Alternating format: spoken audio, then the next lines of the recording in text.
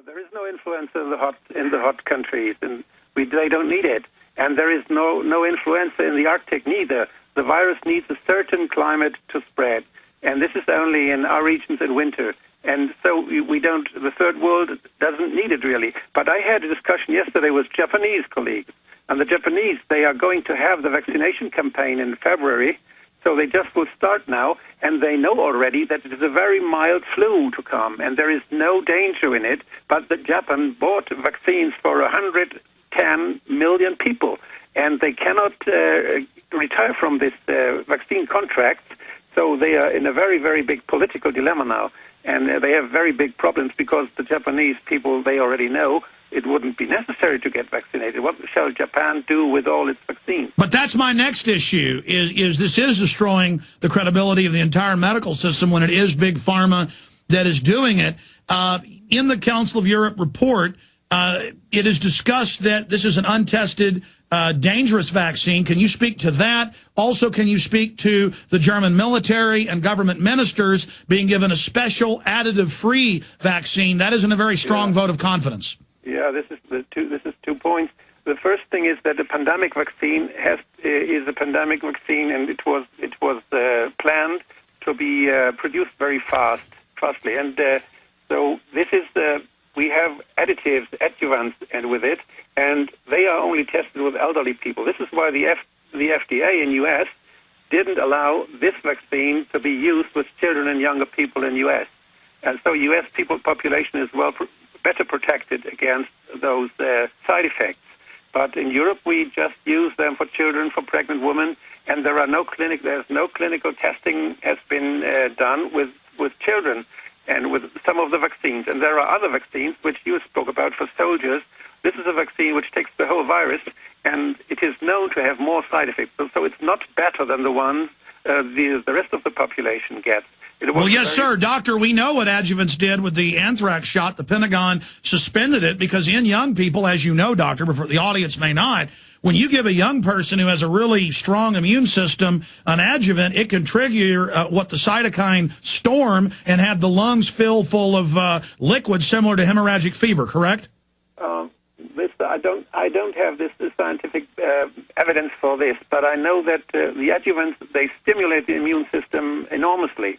And this may lead to a misfunction of the immune system, which means that there may be autoimmune diseases or allergic diseases result afterwards within those vaccinated people. So what about all the confirmed cases of Guillain-Barré? Guillain-Barré was there when they had this vaccine. It was in U.S. when they stopped having this, and this is there is evidence for this. But what they use now is a new patent adjuvant, and we don't have any evidence how the side effects of this will be. But this is a big risk, and it would not be necessary to take this risk. I mean, sure, if the flu was killing tens of millions of people, it might be if you could trust the shot. But if it's a mild, bottom line, doctor, you personally looking at the research, is this a giant hoax? Was this, I mean, we know they paid off most of the big health ministers to come out and fearmonger. Is that not a conflict of interest? It is, for sure it is a conflict of interest. Those people who are there for their shareholders, who have the interest of the pharmaceutical companies and to earn a lot of money, they have different reasons to decide, and they decide differently than those people who are in charge of public health and of safety. And the WHO is an institution, a public institution for public health, and its decision should not be influenced by the interests of the industry. And this seems to be what happened. There is no other explanation for those decisions. Bottom line, it's a hoax.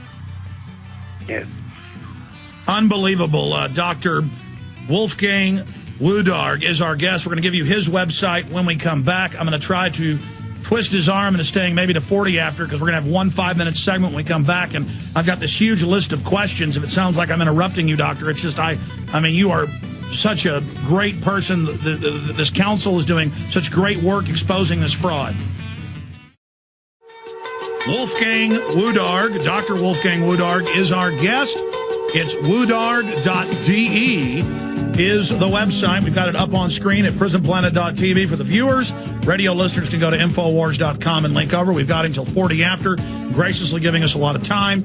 He was the head of the investigation for the 47-member nation body, Council of Europe, Parliamentary Assembly over health, and they just had the start of the intense investigation. I want to get into that in the next segment. Any new breaking info that came out, what you were told by Big Pharma that you had before you. But first, Doctor, you talk about the bird flu, and I have the Czech Republic news. I have the London Telegraph, where they were mixing weaponized, very deadly bird flu in. Thank God they found out it was killing the test animals. We have homeless people die after bird flu vaccine trial in Poland. Roughly 30% that were given it died. The media never said what big pharma company that was. You mentioned that hoax as well. Can you speak to that?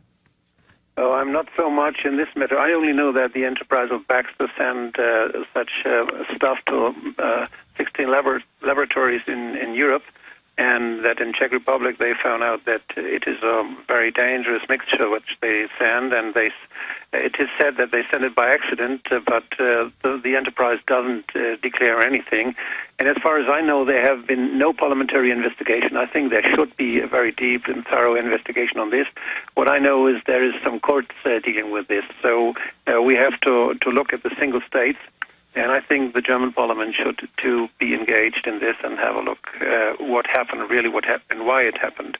It is a very dangerous thing. If those materials are handled, if those dangerous viruses are handled by people who are not very responsible and who are not very much bound to public interest and to public health, this is the dangerous thing. And if an enterprise which goes for money has such stuff, I think it is not, we should not allow this. I also saw a lot of top genetic engineers and scientists in the headlines. I would imagine you saw it, Doctor, saying this was clearly a manufactured, that the swine flu appeared to come out of nowhere in the wrong hemisphere, wrong time of year, and that it had a pedigree leading back to laboratories. It is a funny thing that it went like it went, and it is an unusual event which happened, and the blow-up which was made very soon after the whole thing started seems to be an indication that there were people already waiting for something to happen to use what happened for their purposes. It looks like that, but we have to find out what really happened, and I don't know it. Well, sir, you told me off air you were aware of InfoWars.com and PrisonPlanet.com. I will send you today the secret Department of Cemetery document we got in January of 2009 and the clips of an emergency manager who we did not give his name, but we confirmed who he was. We interviewed him. Others interviewed him. I interviewed him off air. We had the reporter on who interviewed him with the newspaper.com.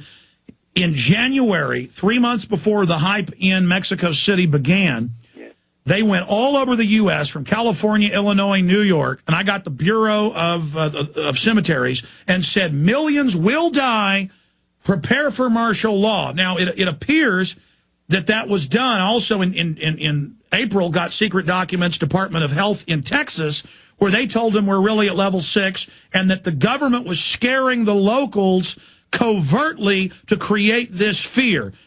So clearly, sir, we know before it even popped up in Mexico that they were hyping this. I don't know whether your parliamentarians in your parliament, whether they should be after this too, because when we have such information in parliament, normally the opposition goes for it, and the opposition tries to find out, and the parliamentarians have the right to investigate everything. Every door has to open if a parliamentarian comes, and it has to be made obvious. We have to see all the files.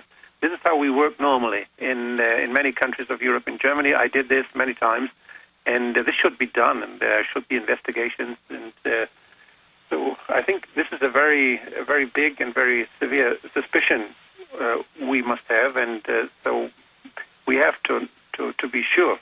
Well, sir, going back to the hoax, which you're agreeing clearly it's a hoax, what was the point of the hoax? And we also know, again, all these different government ministers in health, a lot of them are on the payroll of these companies. I know about some countries that there are lists now of scientists who advised the Minister of Health, and those scientists are on the payroll of several companies. I know this about. I have information about French. I have information about Holland. I have information about in Britain. So, and my colleague, he will from the Labour Party, a parliamentarian from Great Britain, who will continue to have this auditions done. He will invite them, and he will try to get expertise and scientific evidence what really happened. All right, got a break, Doctor. Final segment with our guest. We'll talk about what they discovered in their investigation.